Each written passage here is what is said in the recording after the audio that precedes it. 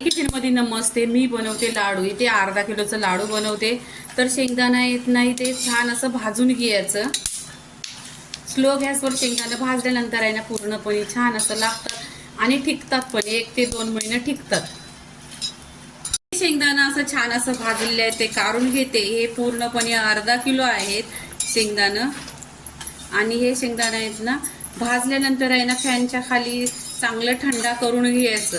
15 मिनिटं थंडा करायचं. इथे शेंगदाणा पहा थंडा झालेले आहेत. तुम्हाला सालं करायचे ते काढू शकता. मी इथे सालं नाही करत आहे. इथे आहे ना मिक्सरच्या भांड्यामध्ये शेंगदाणे टाकलेले आहेत. आता हे शेंगदाणे कसं पिसायचं, एकदम दरदर पिसायचं. एक शेंगदाण्याचं 2 भाग झाले पाहिजे.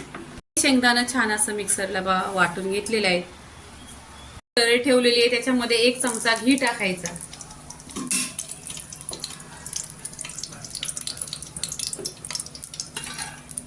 इथे घी टाकलेली आहे ना गूळ टाकायचा. इथे पहा गूळ टाकलेला आहे. त्याच्यामध्ये खजूर टाकायचं आणि छान असं मिक्स करून घ्यायचं. इथे आहे ना गूळ छान असा विरघळला. इथे वेलची पूड टाकलेली आहे 1 चमचा. छान अशी मिक्स करायची. मिक्स केल्यानंतर आहे ना इथे आहे ना शेंगदाण्याचा कूट करून टाकून घ्यायचा. इथे आहे ना शेंगदाण्याचा कूट टाकायचा गुळामध्ये. जितका लागेल तितका टाकायचा. छान असा टाकून घेतलेला आहे. इथे आहे ना गॅस बंद करायचा आणि पूर्णपणे मिक्स करायचं.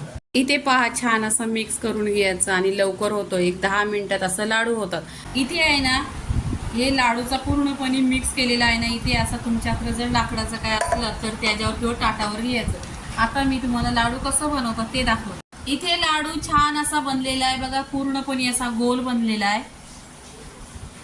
पूर्णपणे इथे लाडू पहा छान असं गोल शेप मध्ये आलेला आहे. लाडूची रेसिपी पूर्णपणे झालेली आहे. लाईक करा, शेअर करा, सबस्क्राईब करा आणि नेहमीच खात राहा. धन्यवाद.